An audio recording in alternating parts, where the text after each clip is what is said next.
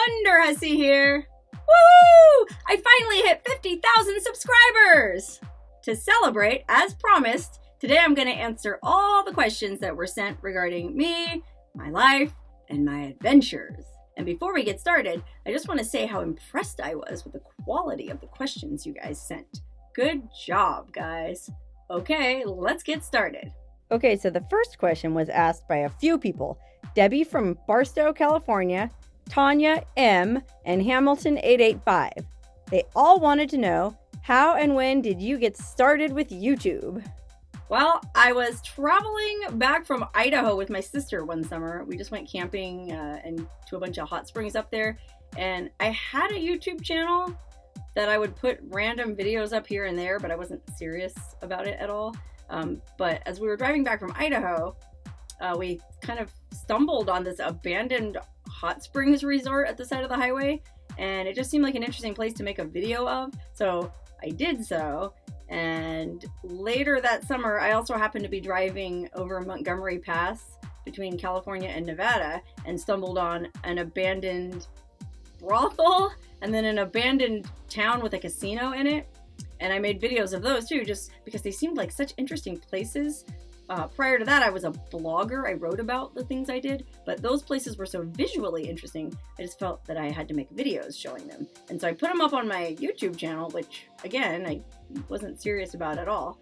And I got so many emails about them from people that were so interested in this thing called Urbex, which I had never heard of. Apparently, it's short for urban exploration, and it's what they call people and YouTubers who go into abandoned buildings and explore them. Well, I had no idea any of that existed, but I got so many emails and views on those videos.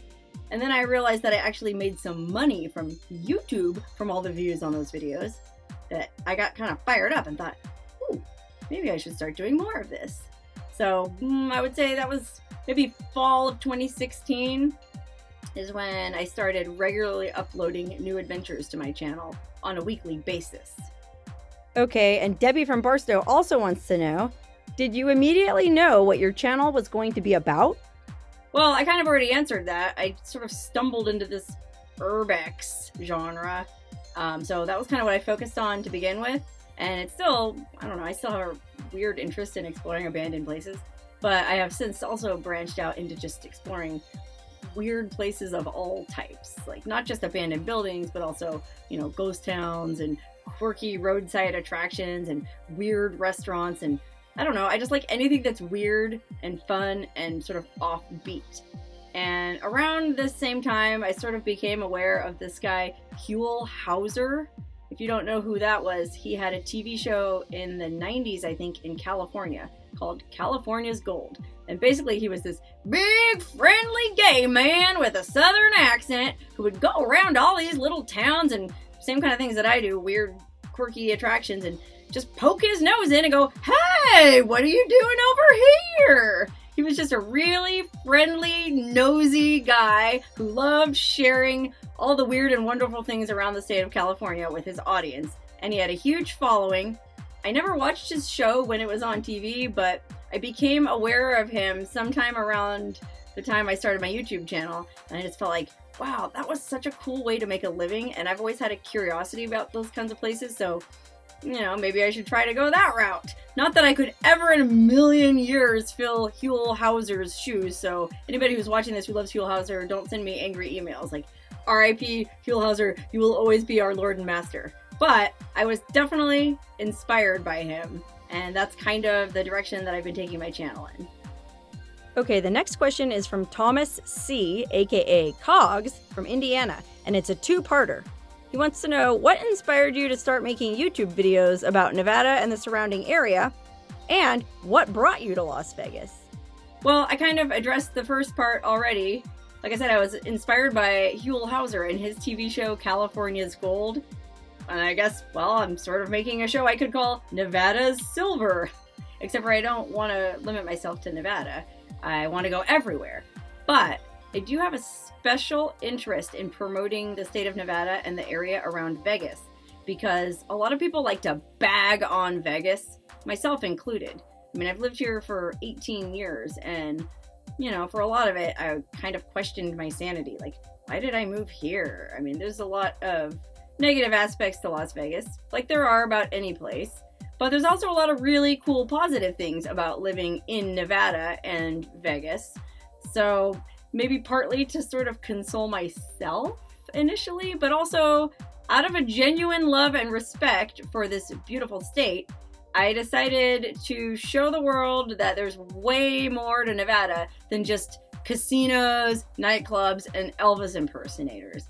Not that there's anything wrong with those things. Please keep coming to Vegas and gambling. You're subsidizing my property taxes. But there's a lot of other stuff out there, and I really love showing people what Nevada is all about. And as for the second part of your question, Thomas, why did I move to Las Vegas? Well, I'm not gonna lie, it was partly economically motivated. I'm from the San Francisco Bay Area, which is one of the most expensive areas on the planet, and I have an art degree, so it's not like I would ever be able to afford so much as a tough shed in somebody's backyard if I stayed there. And moreover, there's not a lot of work for art majors in the tech industry. But realistically, the main reason I moved to Vegas was I've always been fascinated with it. Ever since I saw that movie Swingers with Vince Vaughn about these guys that go to Vegas and sort of have a series of misadventures with these quirky locals, I always just thought Vegas would be a really interesting place to live because of all the characters, weirdos, and freaks that are attracted to this city. And boy, howdy, was I right. This is, if nothing else, a very interesting place to live. And continuing in this same vein, the next question is also from Debbie in Barstow. She wants to know how long I've lived in Vegas.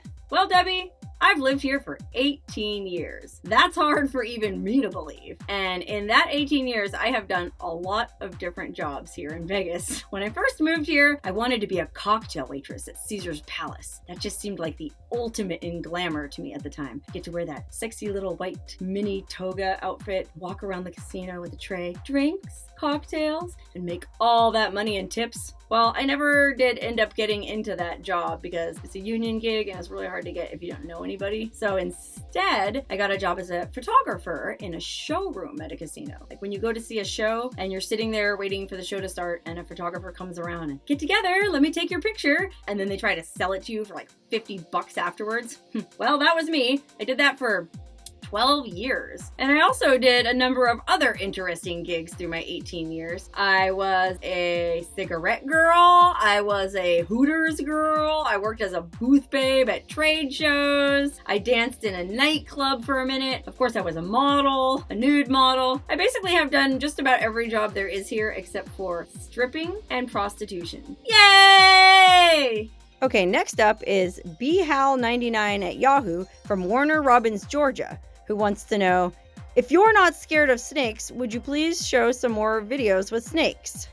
Well, I'm not really afraid of snakes, but the fact of the matter is, I just don't see that many of them out in the wild. I actually get a lot of emails about this. Aren't you afraid of snakes, young lady? You should be more cautious. Well, yeah, I am cautious and I am afraid of snakes, I guess. I don't want to get bit by a rattlesnake, but they're so rare out there. I mean, I can count on one hand the number of times I've seen a snake in the wild. And the video he's talking about is the one where I hiked from Havasu Falls, and I think it was just like a little baby garter snake or something that slithered across the trail in front of me. I mean, I have seen rattlesnakes out in the wild, but they've been so far away, or I didn't have my camera ready or whatever, I wasn't able to get them on film. So I think that's maybe a common misconception about the desert. There's not crazy snakes slithering around every 10 feet, okay? They like to stay hidden. They don't want to bother me. I don't want to bother them. So to be honest, if I never see another snake in the wild as long as I live, I'd be perfectly happy. But that being said, if I do see a snake and it's at a safe distance and it's safe for me to do so, I will definitely shoot some footage of it for you. Okay, next up we have Retro Mickey 82, and he wants to know, if you could visit anywhere in the USA and the world, where would you go? That is a tough one because I want to go everywhere. I mean, obviously right now my travels are mostly around the desert southwestern United States because it's easy for me to get around. I can drive, I can sleep in my car, it's cheap. But if I had the funds, oh man, I would love to go international. I've always wanted to go to India. I'd love to go to Tokyo, Japan. I'd love to go to Mexico City. Oh, I'd love to see the ancient pyramids in Mexico or the ancient pyramids of Egypt. I mean, basically, I want to go pretty much everywhere that's safe to go. And to be honest, I'd even like to go to like Baghdad and places like that that aren't safe to go just because there's so much interesting history there. But if I got pinned down and I had to choose one place that I'd want to go, I guess I would have to say Vladivostok, Russia. Why Vladivostok? Well, I've always had this weird fascination with Vladivostok. If you look at a map of Russia, it's the easternmost city all the way on the east coast of Russia. At the very end of the Trans-Siberian Railroad, it's right above North Korea on the Pacific Ocean. So when I lived in California, I used to go to the beach and look across the sea and go, oh, Vladivostok's out there somewhere. Hello, Vladivostok. You know what I like about Vladivostok? It's so far east, it's west. And on a related note, Jose A wants to know, is there any place you won't go to or fear visiting? Well, like I just said, there's really no place I would fear visiting. I would probably even go to Iraq or Afghanistan or Syria if somebody invited me on an all-expenses-paid trip. I know that sounds crazy, but curiosity killed the cat, and I'm very curious about those places. But there is one place that, sadly, I probably won't ever go, and that is Canada. I would love to go to Canada, but unfortunately, I had a DUI, a drunk driving conviction in 2010, and now I'm not allowed to go to Canada. A lot of people don't realize this, but if you have any kind of criminal conviction, you aren't allowed to enter Canada unless you get a special dispensation. You can apply for a special travel permit and you have to hire an attorney and pay this special fee. And they're very serious about it, okay? Even George W. Bush, when he was president and he made an official visit to Canada as head of state, he had to pay that fine because he had a DUI, okay? Even the president of the United States had to do it. And apparently this is an issue all the time with rock bands and UFC fighters, people like that, try to go to Canada for a fight or for a gig. And if you had any kind of criminal conviction or DUI, they might not let you in. Now, apparently from what I've heard, it's kind of up to the agent at the border when you get there. If they want to look you up and run your name, and then they find out that you have this conviction, they won't let you in. But they might not look you up. They might just say, okay, have a nice day, enjoy your time in Canada. But with my luck, he would look me up, he or she would look me up, and I would hate to be in the position of having all my bags packed and everything ready to go exploring beautiful Canada and be turned away at the border. So I guess I can't say I won't ever go there because I really want to go. I've seen some amazingly beautiful pictures of the Canadian Rockies, and I know there's amazing hot springs in British Columbia, and I'd love to go to New Brunswick and Montreal and all those cool old cities. But for now, I won't be going to Canada. Sorry. Tanya M wants to know, do you ever get scared? I used to have a great dog who protected me, so I felt safe going anywhere. Well, Tanya, anyone who's ever seen my dog knows that he's not going to be very much protection. And besides, I don't really travel with him. But no, I don't ever really feel scared. And part of that is, ever since I got my Toyota 4Runner, I can sleep in it and I can lock the doors. I feel really safe, like a turtle in a shell. On the off chance that somebody were to come up and try to mess with me, all I have to do is climb into the front seat and turn the ignition and drive off, which it is a very comforting feeling. But even before I had a 4Runner, when I used to just camp in a tent, the only time I was really afraid wasn't because of any people. It was because of grizzly bears. I was camping with my sister up in Montana and the area around Yellowstone, and that's grizzly country. And of course, I felt compelled to look up all these horrifying grizzly attack stories online and read about them, and that did make me a little bit nervous. But on the whole, I'd say when I'm rolling around the backcountry, I'm not really scared at all. The people I've met have been nothing but friendly, and I feel honestly like I'm in more danger when I'm in this city. Next up, Mark J from the UK wants to know, when you're sleeping out there in the middle of the desert, clear skies, or mountains, what's the strangest things you have seen or heard? Well, Mark, unfortunately, I've never seen anything or heard anything that I can't explain. And it's not for lack of trying. I mean, I've camped around Area 51 a number of times. I've hiked up Tikaboo Peak and spied on Area 51. I've camped in the forest up in Sasquatch country. I've stayed in haunted motels like the Mizpah in Tonopah. But I've never seen a ghost, I've never seen Sasquatch, and I've never seen a UFO or an alien. But that's not to say I'm not open to it. I'm very open-minded, and I wish I would see something like that. In fact, I'm even willing to be probed by aliens if that's what it takes for me to get confirmation that they exist. Chris W. from Kentucky wants to know, what's the strangest thing that you have experienced on an adventure? Well, Chris, this probably isn't the kind of answer you wanted because it doesn't involve any violence or ghosts or anything, but the strangest thing that ever happened to me on an adventure was when I was camping at Havasu Falls up at the top of the trailhead, and we woke up in the morning to the sound of hoofbeats, and there was a herd of wild or semi-wild horses passing through, and there was a little baby foal with them that was, gosh, I don't know how old. It was a baby, it wasn't even weaned yet. And the rest of the herd, they all kind of hung around for a minute and, sniffed around. And then the rest of the herd just wandered off and left the baby with us. It was me and both of my sisters and another friend of ours. And this herd of wild horses left their baby with us and went off down the road out of sight, like probably a mile away. And at first we were super excited, like, oh, how cute, they left the baby horse with us, oh! So we took a billion pictures with it. It's in the video, you've probably seen it. But after about 20 minutes, it kind of got freaky because the little baby horse was, looking around, whinnying, and, going out to the road like, like trying to find the rest of its herd. And, we're trying to pack up camp and get out of there. Like, we needed to drive home. So now it's like, do we leave this baby horse at the side of the road? Or, did these animals abandon this baby horse with us? Am I supposed to take this baby horse home with me and keep it as a pet? Oh, it's cute now, but, 6 months from now, it's going to be ginormous. Fortunately, the rest of the herd ended up coming back, but like 45 minutes later, and the baby ran right over to its mama and everything was okay. But for a minute there, it was kind of scary. Now Scott R. wants to know, what kind of pot do you like and what music do you listen to? Well, Scott, I'm not a snob. I'll smoke anything. Now, I should note that I'm actually not that big of a stoner. I have insomnia. I have a hard time sleeping because I'm such a high energy person. I'm always go, go, go. That sometimes just to help me wind down at the end of the night, I'll take 3-4 hits off of a pipe, but that's pretty much it. I'm not the type of person to smoke weed all day, every day. And I guess I prefer indica, which is the strain of marijuana that supposedly makes you sleepy. But I'll be honest, man, I feel like I can pretty much smoke anything and it works. Like even the funkiest, driest old ditchweed will do the job for me.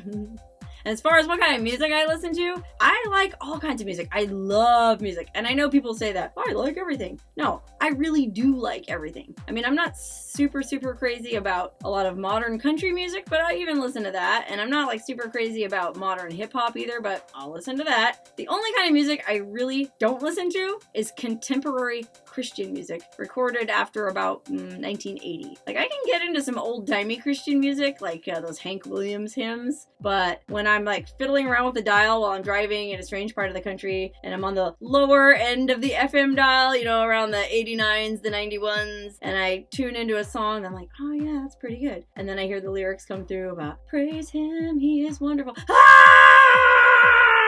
I turn it away because I don't want to be proselytized or preached to while I'm driving. So to answer your question, Scott, I'll listen to pretty much anything except contemporary Christian. Tom F. from Missouri wants to know, any regrets, or are you pretty much okay with the way things are going for you? Well, Tom, I do have one very major regret, and that is that I didn't start my YouTube channel much earlier than I did. I don't know what I was doing all those years. Well, I used to write a blog because I really like to write, and I had a respectable following on my blog, but I never really made any money off of it, and I certainly didn't have the kind of following that I got from doing YouTube videos. So, in retrospect, I wish I wouldn't have wasted all those years and all that time writing when it's clear that most people don't like to read these days. They prefer to watch. And when I think of all the places I've been and all the adventures I've had in the past 10 years, if I had have had a YouTube channel all that time, it would have been golden. And who knows, I might be up there with Casey Neistat or one of those big YouTubers by now. William B. from Tennessee wants to know, have you had a chance to use crawl control or rear locker during your off-road Toyota adventures? Okay, so he's referring to some features on the Toyota 4Runner that are used when you're off-roading. Crawl control is, I've never used it, but it's it's almost like putting your car on autopilot, but like four-wheel drive autopilot. Like if you're trying to go down a really steep incline, I guess you can just turn it on crawl control and let the car takes over. It's kind of like letting Jesus take the wheel. It just safely and securely maneuvers the car down the slope for you. And I guess I'm kind of a wussy off-roader because I've never been on a slope that dangerous where I felt like I needed to use crawl control. I've always been able to negotiate it on my own. But I did have to use my rear locker once, which for those of you who don't know, it's a locking rear differential. It's a way you can lock your rear wheels so that they spin independently or don't spin. I don't even know exactly what it does, but I do know that I had to use it once. I was actually the first month that I had the car. I was in New Mexico with my sister looking for the Fen treasure, and we were on a real muddy road that we ended up having to turn around, and it was kind of a narrow road. So while we were turning around, I got kind of in a jam, and you know, when I'm in a jam, first things first, I'll go into four-wheel drive, and that doesn't get me out. Then I go into four low, and if that doesn't get me out, then I go for my ace in the hole, my rear locker, and I remember engaging that, and that's what did the job. I was able to get out and go. Yeah, I know I sound like an idiot for not even knowing what that does, but hey, it got me out of a jam, and that's all that matters to me. Okay, here's a multi-part question from Andre B. from the Netherlands. What is keeping you on the move? Well, it's a lust for life that's keeping me on the move. I want to find out what happens next and what's out there. I'm just insatiably curious. So I guess you could say my curiosity keeps me on the move. And I also enjoy watching my YouTube channel grow. I'm kind of motivated by that. Like, let's see how many more subscribers I can get and how many more people will join me on these adventures. Do you improvise the places before you broadcast them? Sometimes when I go to a place, I kind of have an idea of a script, and that honestly makes it a lot easier to shoot it. But most of the time, I'm just cruising along and I stumble on these places, or either that or I just didn't have time to write a script. So yes, I end up making it up on the fly, which is why half of the time I sound like an idiot and don't know what I'm talking about in these videos. You know, it really would behoove me to do some research beforehand and know a little bit about the history of these places before I go to them. So that's my intent in the future, is to try and be better prepared. Do you edit the videos yourself? Why, yes, I do. This is a one-woman operation. I do it all. I do hair and makeup, talent, camera, audio, editing, marketing, PR. I answer all the email. Oh, it's a lot of work, but I really do enjoy editing the videos, actually. That's one of my favorite parts. I like getting creative with the music and the effects. Did you ever think about a quiz or small show between all adventures and highlight your best episodes and talk them through with your comments? That's actually a pretty cool idea. I could do some sort of explainer or flashback episodes if I ran out of content, but the problem is I always have so many new places that I want to go to and share that I don't have time to sit around making a video like that. But it's actually a good idea. Somebody else recently advised me that I should do a live stream once a week, like do my adventure video once a week and then do a live stream episode where I discuss that adventure and people can ask me questions and I can clarify like some of the backstory or some of the history that I've discovered about the place in the meantime. So not a bad idea, Andre. And finally, he wants to know, do you ever get tired and think, what the heck I'm doing, and wish you had a normal job? No, actually, no, I don't. I wouldn't want a normal job, man. I mean, I had a normal job when I first graduated from college. I was a secretary at IBM, and then I worked doing data entry at Adobe in San Jose in the Bay Area. And it was so boring. I hated working in a cubicle and going to work every morning at 8 a.m. and leaving every day at 5 p.m. and driving home in rush hour traffic. No, dude, that life was not for me. Even though there is a lot of security with that kind of a lifestyle, and you know you're going to get a certain paycheck at the end of each week or every 2 weeks. And obviously this lifestyle, I never know when I'm going to make my next dollar or when YouTube is going to change its algorithm and my revenue is going to go down. I'd still rather have this lifestyle. Hands down. I'll take adventure any day over the mundane. Now Ron R. from Bullhead City, Arizona wants to know, why are you so cute and I'm so damn old and ugly? Well, Ron, I have two answers for you. One, check in with me in 30 years. And two, it's all relative. You know, you might find me cute, but I have my share of haters who think I'm completely odious. And you might think you're old and ugly, but I bet there's plenty of people who think you're just wonderful. Okay, now here's a really cool question from a husband and wife named Chris and Chris. We were wondering what your favorite poem might be. Well, Chris and Chris, it starts out, there once was a man from Nantucket. Just kidding. My real favorite poem is by Richard Brodigan, if you've ever heard of that guy. He was kind of like a counterculture hippie poet in the 60s. And I should also preface this by saying I'm not a big fan of poetry, really. Or I guess I just don't read a lot of it. But this one poem by Richard Brodigan I really like, and it's called All Watched Over by Machines of Loving Grace. And I'm not really familiar with how copyright law works, so I don't think I can read the whole poem in this video, but I will read you the last line, which kind of says it all. I like to think it has to be of a cybernetic ecology where we are free of our labors and joined back to nature, returned to our mammal brothers and sisters, and all watched over by machines of loving grace. I take it to mean, or to refer to a sort of future world where, now more than ever, this is a relevant poem, artificial intelligence is going to be doing all of the work for us, but these are benevolent AIs, and they're allowing us to just graze in a pasture and enjoy the feel of sunlight on our skin. Okay, here's a tough one from Hamilton885. Which do you prefer, desert or mountains? Ugh, talk about a Sophie's choice. I love the desert and the mountains and the forest and the oceans. I mean, I don't think I've ever found a landscape that I didn't love. I will say that I haven't spent any time at all in the Great Plains. And I know a lot of people go, well, have you ever driven across Kansas? It's pretty boring. But I bet I would even love the plains because of the vastness of the landscape. And the sky must just be immense. So I know I'm kind of wandering off topic here. Desert or mountains? How about if I just pick desert mountains, like Mount Whitney? It's a beautiful mountain. You go through all those different levels, different biomes getting to the top, but you're surrounded by the desert. Win-win. Archie from Monument, Oregon wants to know, would you do a video or blog on the National Finals Rodeo? Okay, for those of you who don't know, the National Finals Rodeo is this huge rodeo that they have in Las Vegas every December. And something like 100,000 rodeo fans come here from all over the United States and the world to watch stuff like bull riding and barrel racing and bronco busting and all those rodeo type sports. Well, yes, Archie, I would love to do a video about the National Finals Rodeo. I'm actually really interested in rodeo and rodeo culture. And Vegas, you know, it goes back to what I was saying earlier about Vegas being an interesting city for people watching. During the rodeo, Vegas is amazing people watching. I mean, these people come from every little farm town across the USA. They save up their money all year long, and then they come to Vegas and they party. I mean, there aren't many partiers like them rodeo folk. They go hard. So, interesting idea. The rodeo is every December, so I just missed this last one, and it would have to wait another year. But if I'm in Vegas next December, making a video about the rodeo would actually be very interesting, and I just might take you up on that idea. Methhead Van from Washington wants to know, would you ever plan a trip up to Washington? And do you have or plan to get a P.O. box so people can send you random crap?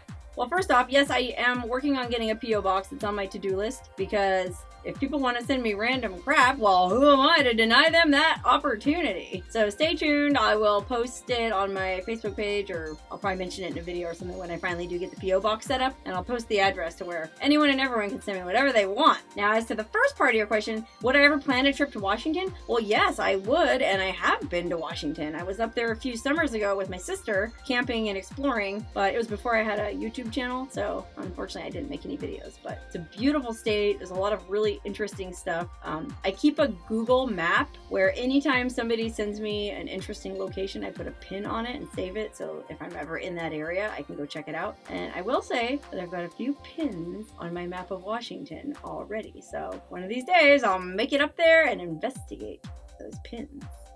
Dave from Tucson, Arizona wants to know, have you ever tried to drive the old Ridge route by Gorman, California? It used to be the main road between LA County and Kern County back in the day.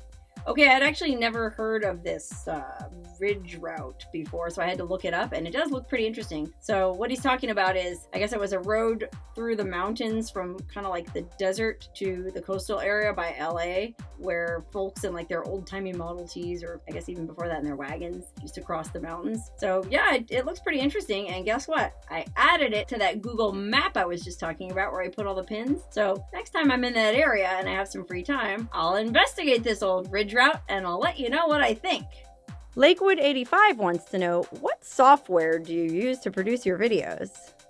Well, Lakewood85, I hate to tell you this, but I'm super low tech and my operation is very homespun. I mean, I shoot all of my videos with my friggin' cell phone, and then I just use iMovie, which is the free editing software that comes with an Apple laptop, to do all the editing. I don't use Adobe Premiere or anything fancy. I'm just an old-fashioned amateur, I guess you could say. That being said, I am starting to run into some difficulties with iMovie or some limitations, and I'm starting to think that maybe I should upgrade to something that offers a little more flexibility, because, you know, I want to put some of those really fancy effects in my video. The more I get into editing, the fancier I want my videos to be. So I might start using DaVinci, somebody told me that's a good one, or Sony Vegas, or maybe Adobe Premiere. Who can say? But for now, iMovie is easy and it does the job, so I'll probably continue using that for the foreseeable future.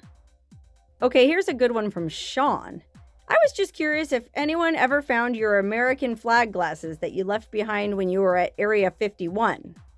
Okay, he's talking about the video I made where I hiked up Tikaboo Peak, which is this mountain right outside Area 51 that if you hike to the top of it, first thing in the morning with the sun at your back, you can spy into the secret government base at Area 51. Well, I did that hike, and then when I was hiking back down, I dropped my sunglasses, and I didn't realize I dropped them until I was, a ways down the trail, and I was too tired to hike back up and get them, which is really crummy of me, I'll admit. I don't like to litter, and I basically just littered a pair of sunglasses up there. But it was really early in the morning, and it was really cold, and I was really tired from hiking all the way up, and I just figured somebody else would find them, and they were good sunglasses, and, somebody could use them. But I didn't realize how impossible it was to replace those sunglasses. Apparently they don't make them anymore. They were these cheesy American flag printed plastic sunglasses from Walmart, made in China, ironically, which is part of why I really like the sunglasses. But I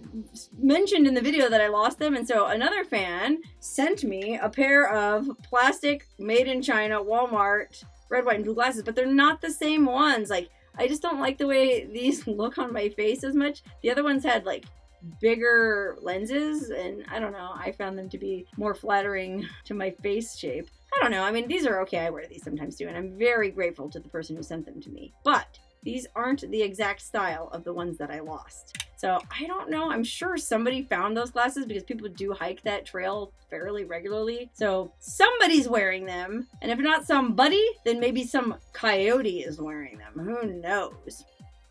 And finally, Hard Scrabble Blake 1968 wants to know, what is your favorite costume? Well, Blake, as you know, I have so many costumes and so many clothes that I had to turn my guest bedroom into a dressing room just to fit all of them in there. And I wouldn't even be able to pick a favorite one, I don't think. I mean, ooh, pardon my mannequins here. I mean, I really like the showgirl costume that I made, and I really like the marijuana showgirl costume that I made. But I also, I don't know, I have so many different things that I wouldn't even know what to pick. I mean, friggin'